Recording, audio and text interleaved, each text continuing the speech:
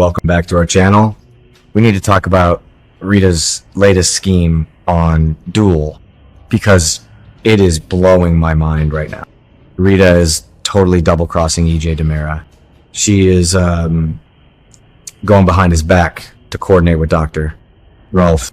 And honestly, what does she actually want? What is her endgame here? Let me just lay it out for you guys right at the start. Rita and Dr. Rolf are secretly working together to completely bypass EJ so they can resurrect Abigail Deveraux. Yes, you heard me right. Abigail. And on top of that, they are making another desperate attempt to resurrect Lexie Carver. They are planning to test a brand new, highly experimental cure to bring the dead back to life one more time. It is insane. It is classic DiMera chaos. And I am so here for it. But I also have so many questions. Let's back up a second and look at what Rita has been up to. First of all, we know that EJ's loyal minion, Rita Leslie, has been handling his dirty work. But maybe she isn't so loyal after all. EJ specifically ordered her to kill Develin St, John. You know, the quirky water inspector guy played by John Oliver, who stumbled into way too much DiMera pharmaceutical drama. EJ wanted him dead and gone, but Rita didn't do it. Instead of killing him, she stuffed Develin into one of the human stasis pods. She literally just tucked him away in a tube. Why would she risk EJ's wrath to save this random water inspector? It makes you wonder who Rita's really working for. Maybe I'm overthinking it, but it feels like she has her own agenda that has nothing to do with EJ's order. And how did she get away with it? By drugging her own boss. Honestly, I had to laugh at this part. Rita gave EJ a dose of the memory-wiping drug CRS-17, but she didn't just slip it in his coffee.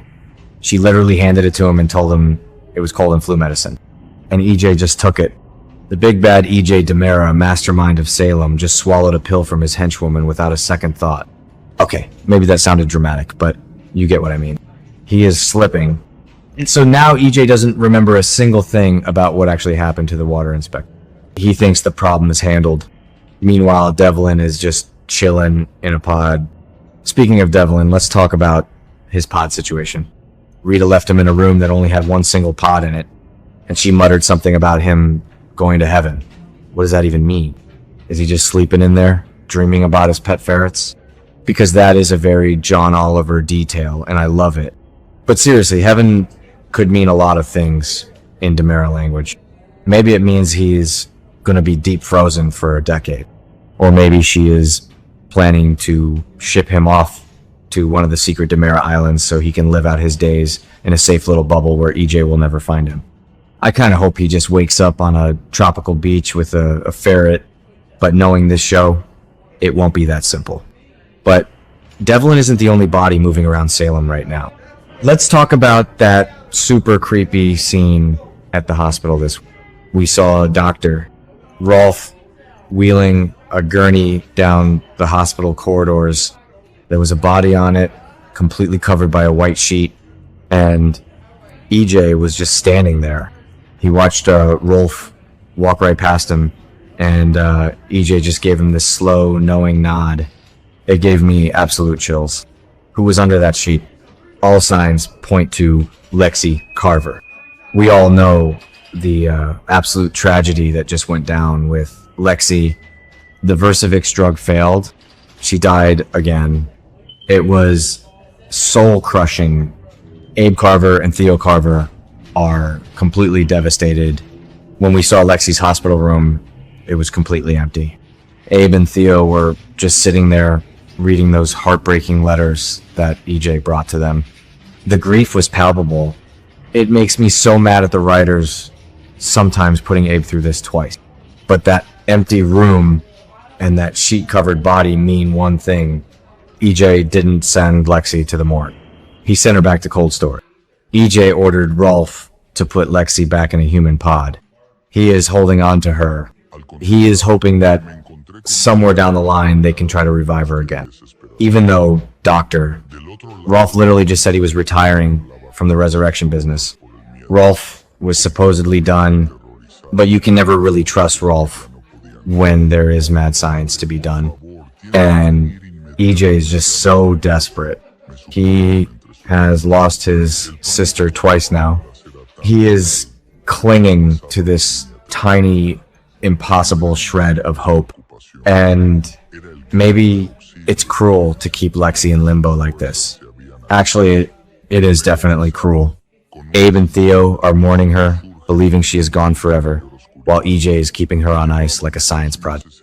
But this is where Rita and Rolf's secret alliance comes in. EJ might think he is in control of Lexie's pod, but Rita and Rolf are the ones actually running the show behind his back. They are working on a new formula, a new experimental drug to fix whatever went wrong with the Versavix.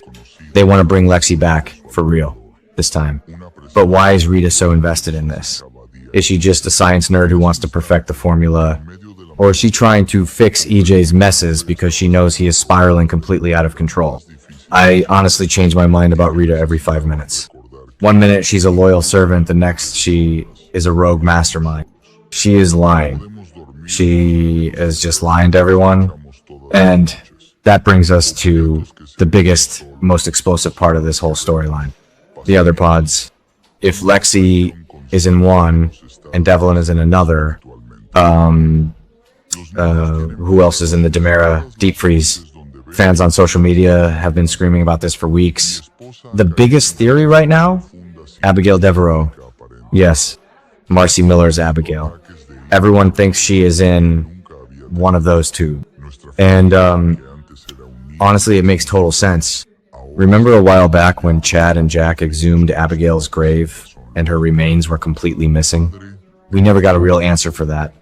Chad confronted EJ about it, asking if Abby could be resurrected, and EJ looked him dead in the eye and said it was impossible. But EJ is a liar. He lies about everything. What if EJ has had Abigail in a pod this entire time? What if he has just been waiting for the perfect, most manipulative time to bring Chad's dead wife back to life? Think about the drama that would cause right now.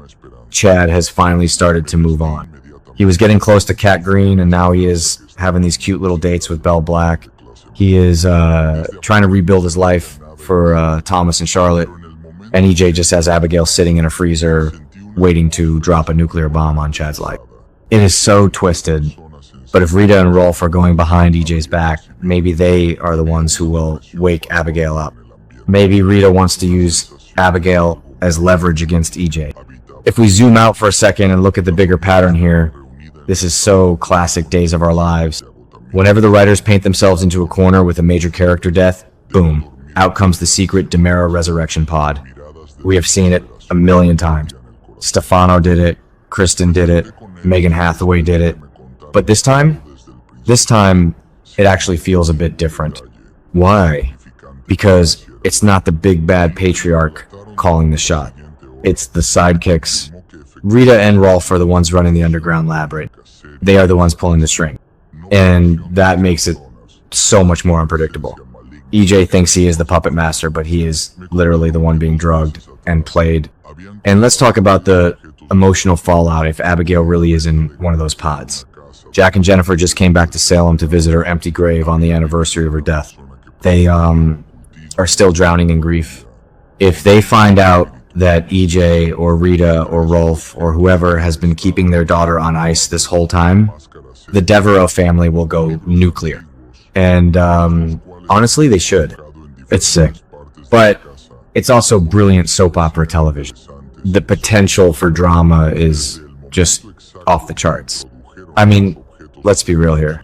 Who actually believes this is going to end well? EJ thinks he is the smartest guy in the room. He thinks he is the new Stefano. He is wearing the ring. He is making the threats.